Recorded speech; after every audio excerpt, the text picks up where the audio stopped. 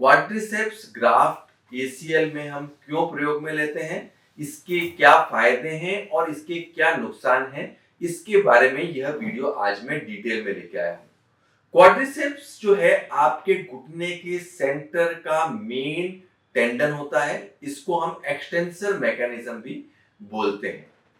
इस ग्राफ्ट को लेके हम काफी अच्छा और थिक ग्राफ्ट ले सकते हैं, जिसके द्वारा एसीएल की सर्जरी बहुत ही सफलतापूर्वक की जा सकती है।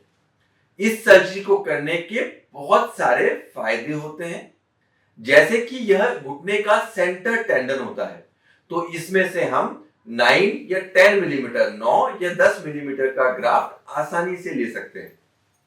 इस टेंडन की टेंसाइल स्ट्रेंथ बहुत अच्छी होती है। इसके रीटियर रेट्स भी कम होते हैं। इसमें लेट लैक्सिटी आने की संभावना भी कम रहती है। यह टेंडन को हम बोन प्लग के साथ और बोन प्लग के बिना दोनों तरीके से ले सकते हैं। इसका मतलब यह है कि जो पटेला के ऊपर की हड्डी होती है वह भी हम साथ में ले सकते हैं। तो इसको as a soft tissue graft या as a bone plug graft दोनों तरीके से हम प्रयोग में ले सकते हैं। तो इस ग्राफ्ट की इतनी सारी विशेषताएं हैं।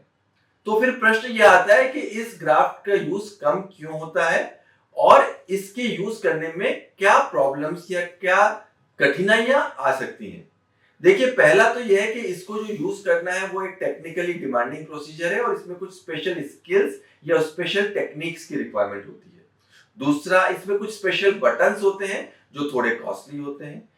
तीसरा, ये सेंट्रल लिगामेंट होता है, तो ये एक्सटेंसर जो मैकेनिज्म है उसको कई बार अगर हम लेते हैं तो वीक कर देता है। इसलिए हम इंडियन लेडीज में या जिन पेशेंट्स की क्वाड्रिसेप्स वीक है उन मरीजों में यह करना कम पसंद करते हैं।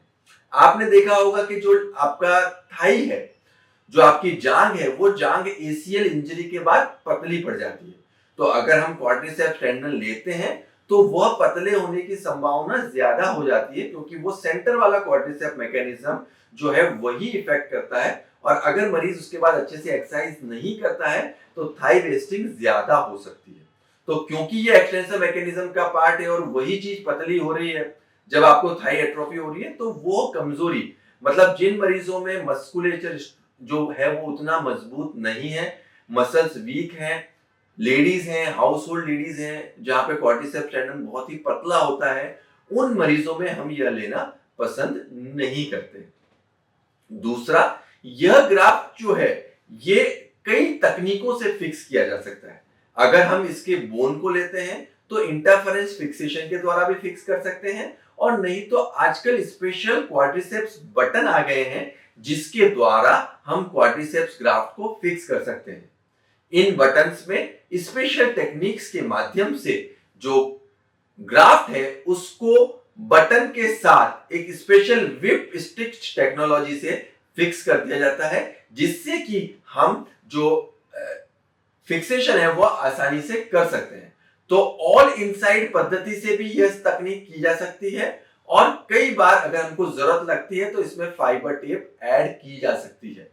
क्वाड्रिसेप्स जब हम ग्राफ्ट लेते हैं तो हर मरीज में फाइबर टेप ऐड करने की आवश्यकता नहीं होती है, क्योंकि ये इनहेरेंटली हैमस्ट्रिंग से ज्यादा मजबूत और ज्यादा टेंसाइल स्ट्रेंथ वाला ग्राफ्ट होता है। तो दोस्तों, मैं आशा करता हूं कि क्वाड्रिसेप्स टेंडन के विषय में मैं सारी जानकारी आपको इस वीडियो में डिटेल में दे पाया हूंगा। अगर फिर भी आपको क्वाड्रिसेप्स टेंडन ग्राफ्ट से रिलेटेड कोई प्रश्न है तो आप हमें नीचे दिए गए नंबर पे संपर्क कर सकते हैं। अपनी एमआरआई रिपोर्ट हमें नीचे दिए नंबर पे भेज सकते हैं। धन्यवाद।